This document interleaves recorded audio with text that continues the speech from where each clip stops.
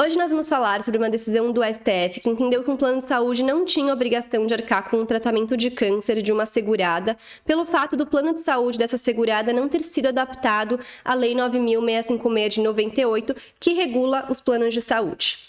Para quem não me conhece, meu nome é Michele, eu sou advogada e mestre em Direito pela PUC-SP, e aqui no canal a gente analisa os precedentes judiciais.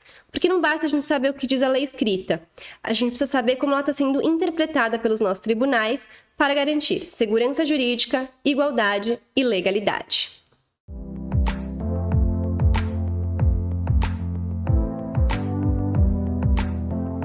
Como eu sempre falo que aqui no canal o objetivo é te dar autonomia, para que você também consiga abrir uma decisão judicial e interpretá-la por conta própria, é isso que a gente vai fazer aqui junto agora. Mas antes, não se esqueça de se inscrever no canal e dar o seu like nesse vídeo. Então vamos lá! Antes da gente começar a analisar essa decisão, eu quero só tranquilizar quem está me assistindo, porque o fato do STF ter entendido que, nesse caso, o plano de saúde não tinha obrigação de dar cobertura para esse tratamento dessa segurada, não quer dizer que o plano de saúde nunca mais vai ter que arcar com o tratamento de câncer de nenhum segurado. Muito pelo contrário, o entendimento da jurisprudência majoritário até hoje é no sentido de que o plano de saúde tem que arcar com todo o tratamento que seja necessário para a cura de uma doença que tenha cobertura no plano de saúde. Em outras palavras, o plano de saúde ele pode limitar as doenças que têm cobertura, mas não pode limitar os seus respectivos tratamentos, tá bom? Então, fiquem tranquilos, a gente vai ver, inclusive, algumas incoerências que eu encontrei nessa decisão, que entendeu que, nesse caso, a segurada não tinha direito à cobertura e foi contraditório, inclusive, ao que prevê o Código de Defesa do Consumidor. Então, eu vou fazer umas críticas a essa decisão, mas o ponto principal dela é a questão da irretroatividade da Lei 9.656 de 98. Vamos analisar isso agora com calma. Então, esse recurso extraordinário, com repercussão geral reconhecida, ele tem origem numa ação ajuizada por uma seguradora que visava obrigar o plano de saúde a arcar com um tratamento de câncer dela, mais especificamente a manometria esofágica. Em primeira e em segunda instância, o plano de saúde foi condenado a arcar com esse tratamento, porque foi entendido que a cláusula que previa a exclusão de cobertura desse tratamento seria nula. E o que a Unimed, nesse caso foi a Unimed, a seguradora, alegou no seu recurso extraordinário foi que isso seria uma violação ao ato jurídico perfeito, porque o acórdão do Tribunal de Justiça Local teria sido com base na Lei 9.656 de 98, e o plano de saúde dessa segurada foi firmado antes dessa lei. Então, é com base nisso que a seguradora alega, nesse caso, que houve violação ao artigo 5º, inciso 36 da Constituição Federal, que protege o ato jurídico perfeito, o direito adquirido e a coisa julgada. Por isso, aqui logo no começo do voto, o STF já deixa claro que o presente recurso submetido à sistemática da repercussão geral discute uma das matérias mais instigantes da ciência jurídica, a eficácia da lei no tempo e a possibilidade ou não da aplicação da nova legislação, no caso, a Lei 9.656 de 98, aos contratos firmados anteriormente à sua vigência. Inclusive, num vídeo anterior, eu falo sobre o Instituto da Modulação, quando eu trato sobre a impossibilidade de uma decisão judicial, um precedente judicial que altera uma interpretação até então realizada pelo judiciário, não poder ser aplicado aos casos antigos.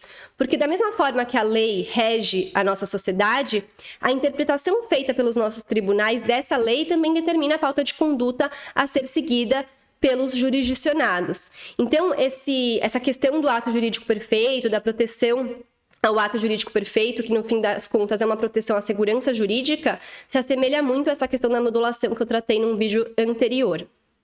E aí, para ressaltar a importância dessa proteção ao ato jurídico perfeito, esse voto do STF vai começar a falar fazer um apanhado histórico sobre como essa proteção já estava prevista desde o Código Napoleônico de 1804 e esteve presente desde a Constituição do Império aqui no Brasil em 1824 e vai citar outras constituições até a gente chegar na Constituição vigente de 1988. E aí, destacando a importância da proteção do ato jurídico perfeito, e, portanto, da irretroatividade da lei para ela não atingir uma coisa que foi constituída no passado antes dela entrar em vigor, o STF começa a entrar especificamente na questão da Lei 9.656 de 98, até para abordar um pouco do motivo pelo qual ela foi criada. Então, ele vai falar aqui: não obstante seja dever do Estado promover ações necessárias a garantir os serviços públicos de saúde, o artigo 199 da Constituição Federal dispõe que a assistência à saúde também é aberta à iniciativa privada, podendo ser exercida de forma complementar ao Sistema Único de Saúde ou de maneira suplementar, prestada por contratos firmados entre os usuários e as operadoras de planos de saúde. A expansão desse setor, paralelamente à universalização da saúde, para além de estar calcada no direito constitucional de acesso à saúde, também atende aos ditames da livre iniciativa e da proteção ao consumidor, ambos princípios norteadores da ordem econômica nacional, o artigo 170 da Constituição Federal.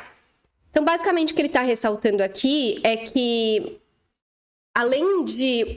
apesar de ser obrigação do Estado fornecer acesso à saúde a toda a população, a toda a sociedade, isso não impede que a iniciativa privada também ofereça direito à saúde. E, por se tratar de uma iniciativa privada, ela vai visar o lucro, mas, por outro lado, ela tem que respeitar os deveres da Constituição e a função social que o plano de saúde exerce, que é fornecer esse direito à saúde. Então, os consumidores que vão aderir aos contratos, que sempre é um contrato de adesão, esses contratos de plano de saúde, eles têm que ser protegidos, conforme a própria Constituição Federal, no seu artigo 170, prevê.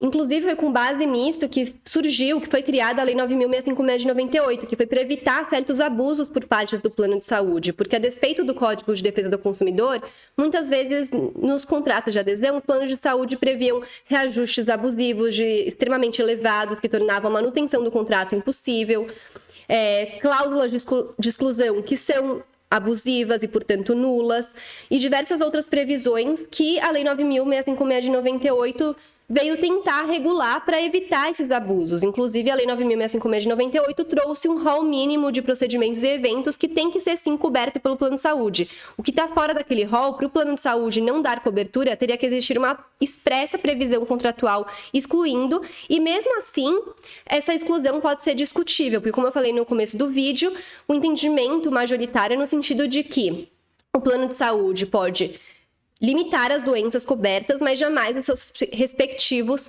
tratamentos.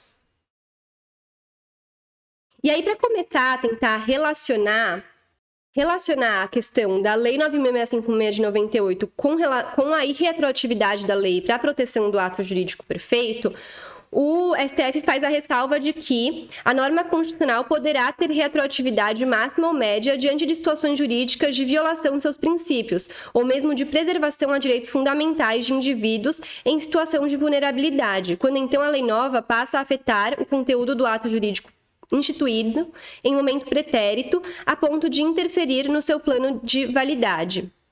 Então, ele faz a ressalva de que tem certos casos que a lei nova, que veio depois de um ato constituído, ela pode sim retroagir, quando essa lei busca proteger vulneráveis, proteger pessoas em situações de hipossuficiência. E aí a questão que fica então nesse caso a Lei 9.656 de 98 tem essa função? Ela pode ter, então, essa retroatividade máxima ou média? E aí a resposta que o STF vai dar é que não. No caso da Lei 9.656 de 98, essa retroatividade não pode ocorrer. E para isso ele cita, inclusive, uma ação direta de inconstitucionalidade que foi julgada para verificar se o artigo 10, parágrafo 2º, e o artigo 35e dessa Lei 9.658 seria ou não constitucional. Esses artigos que vieram a ser julgados inconstitucionais previam que o plano de saúde tinha um prazo lá para fazer a adaptação dos contratos a essa nova lei. Então, todos os contratos que foram firmados anteriormente a essa lei teriam que ser adaptados pelo plano de saúde. Isso foi considerado inconstitucional pelo STF nessa ADI que é citada aqui nessa decisão. Então, é com base basicamente nisso que eles falam, o STF já reconheceu que essa lei não tem retroatividade. Então, essa lei ela é irretroativa e ela não vai atingir os contratos antigos, ou seja, os contratos anteriores à Lei 9.656 de 98. E aqui a decisão faz a ressalva, de novo, de que, apesar dos contratos de plano de saúde firmados antes da Lei 9.656 de 98, todos os casos eles devem ser analisados visando a proteção a outros direitos fundamentais, ou mesmo a indivíduo em situação de vulnerabilidade, o que deverá nortear a interpretação de todas essas questões envolvendo o plano de saúde. E, inclusive, faz a ressalva, olha, antes da Lei 9.656 de 98, já estava em vigor o Código de Defesa do Consumidor.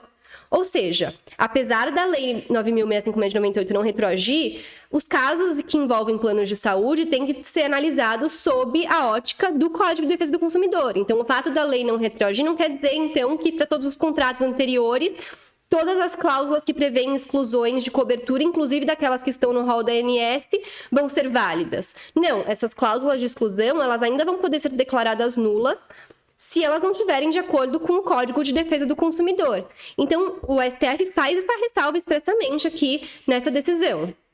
Ainda, o STF faz a ressalva de que, apesar da Lei 9.656 de 98 não retroagir, isso não quer dizer que o segurado não pode optar por adaptar o seu contrato a essa lei. Todavia, nesse caso, o STF não fala se essa adaptação tem que ser oferecida pela seguradora, o que eu entendo que sim. Para entender que a lei não vai retroagir, teria que a seguradora comprovar que ela ofereceu essa opção para o segurado e que o segurado recusou. Porque o segurado, ele não tem obrigação de ficar ciente de todas as alterações legislativas para saber se o seu contrato que foi firmado em 1990 vai ter a aplicação dessa nova lei de 98. O segurado, às vezes, não tem ele não tem esse conhecimento. Como que a gente pode exigir dele que ele requeira a adaptação para a seguradora? A seguradora deveria ter a obrigação de oferecer essa adaptação e comprovar que essa adaptação foi recusada pelo segurado. Até mesmo porque, nos casos que a gente tem conhecimento que as operadoras oferecem essa adaptação, elas sempre oferecem essa adaptação com a condição de que o plano vai aumentar muito o valor da mensalidade, além de outras condições impostas pela seguradora, para, com isso, conseguir oferir ainda mais lucros. Isso é só uma ressalva que eu estou fazendo à parte. Mas, então, apesar da lei ser irretroativa, ela pode ser aplicada se o segurado optar pela adaptação do seu plano de saúde. E aí, feitas essas ressalvas por parte do voto desse ministro, que foi o voto vencedor, a gente vai ver que teve votos divergentes, não foi a maioria, não foi por unanimidade que esse caso foi resolvido. Ele entendeu o seguinte no caso concreto. Ele fala aqui, não há notícia de que a beneficiária tenha optado por migrar sua vença à nova legislação. Tampouco tal fato foi por ela afirmado, de modo que a aplicação do artigo 35, que é aquele que prevê que o contrato pode ser adaptado, sequer foi utilizada como causa de pedir em sua petição inicial. Aí aqui eu até faço de novo a ressalva, mas não tem essa notícia, mas a seguradora comprovou que foi oferecida essa adaptação? Enfim. E aí, com base nisso, ele fala que o plano de saúde, então, nesse caso, não estaria obrigado a arcar com esse procedimento, porque esse procedimento não está na tabela da Associação Médica Brasileira de 1992, que é a tabela a qual estaria prevista no contrato firmado entre as partes, e, portanto, dando provimento ao recurso extraordinário da seguradora para afirmar que ela não teria obrigação de arcar com esse procedimento no caso. Aqui, eu já quero fazer de novo a crítica. Eu entendo que esse acórdão foi muito contraditório. Por quê? Ele fala que a situação de uma pessoa vulnerável e hipossuficiente, como é o caso dessa segurada, pessoa idosa e que tinha uma doença grave, que é o câncer, tem que ser analisado sob a ótica do Código de Defesa do Consumidor. O próprio acórdão que acabou dando provimento para o recurso extraordinário da seguradora fez essa ressalva, mas aí na hora de julgar o caso concreto, simplesmente falou acerca da irretroatividade da Lei 9.656 de 98, mas não afirmou que, a despeito disso, no caso, essa cláusula que prevê a exclusão desse tratamento, e provavelmente nem expressamente, porque as cláusulas de contrato de adesão de plano de saúde também são super genéricas, e por isso que, na maior parte das vezes, elas são declaradas nulas quando elas colocam o consumidor numa desvantagem exagerada, ele acaba não aplicando o Código de Defesa do Consumidor. Ele ignora a existência do Código de Defesa do Consumidor e só pelo fato de a lei ser retroativa, a 9.656 de 98, ele acaba julgando os pedidos autorais dessa segurada, a pessoa hipossuficiente, idosa, que precisava desse tratamento, improcedentes, falando que o plano de saúde não teria obrigação de dar a cobertura.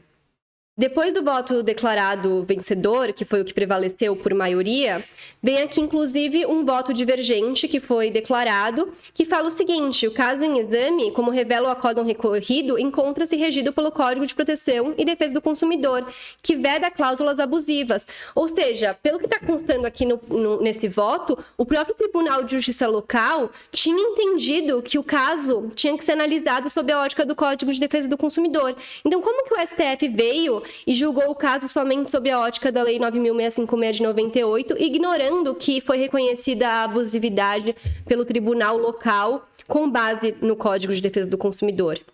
Mostra, mais uma vez, a incoerência que acabou prevalecendo no voto que a maioria dos ministros aderiram e que venceu por maioria. E aí, inclusive, fazendo essa ressalta, esse voto que acabou sendo vencido, mas que foi declarado, fala: o recurso deve ser desprovido com a manutenção da declaração de nulidade da cláusula limitadora de acesso ao tratamento médico pela autora. Então, esse voto vencido, ele também estava concordando que a Lei 9.656 de 98 não retroage, mas ele fala: apesar disso, pelo Código de Defesa do Consumidor, a negativa continua sendo abusiva mesmo assim.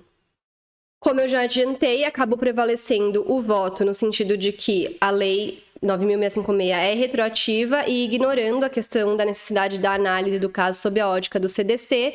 Então, o caso dessa segurada específico acabou tendo os pedidos julgados improcedentes e ela acabou não tendo direito à cobertura do seu tratamento por parte do plano de saúde, o que eu acho de uma incoerência tamanha. E, inclusive, essa decisão que a gente está analisando agora, eu entendo que ela é contrária a decisões posteriores do próprio STF. Inclusive, uma que eu já analisei aqui no canal, que trata acerca da obrigação do próprio Estado a fornecer um medicamento que, embora não tenha registro na Anvisa, tem autorização de importação excepcional. Então, como que nesse caso fala que o Estado tem a obrigação de fornecer esse medicamento, mas o plano de saúde, nesse caso, que era um tratamento de câncer, fala que o plano de saúde não tinha obrigação de dar cobertura, ignorando as diversas disposições do Código de Defesa do Consumidor.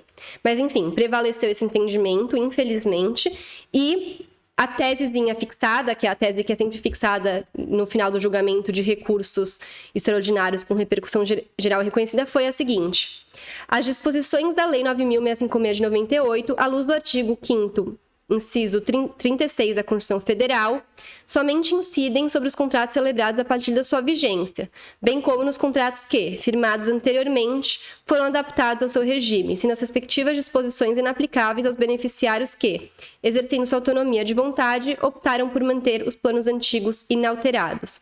Essa tese, ela, como eu sempre falo, não pode ser aplicada sem a análise do caso concreto. Além disso, ela não faz a ressalva da questão do Código de Defesa do Consumidor e também não fica claro se é retroativo para todos os contratos ou se só para aqueles em que o segurado não aceitou a adaptação. Como eu falei, eu entendo que ao segurado tem que ter sido ofertada essa adaptação e ele tem que ter expressamente recusado para que a lei nova não atinja. De qualquer maneira, como eu falei, todos os consumidores, todos os segurados de planos de saúde estão protegidos pelo Código de Defesa do Consumidor e sempre as cláusulas de exclusão limitativas têm que ser analisadas sob esse diploma de caráter principiológico que decorre do artigo 170 da Constituição Federal. Por hoje é isso. Espero que tenham gostado. Se tiverem qualquer dúvida, não deixe de deixar aqui nos comentários para que eu possa te ajudar e te responder. De novo, não deixe de se inscrever aqui no canal, dar o seu like no vídeo e compartilhar esse conteúdo com outras pessoas que vocês acreditem que possam ter interesse nesse tema. Até breve!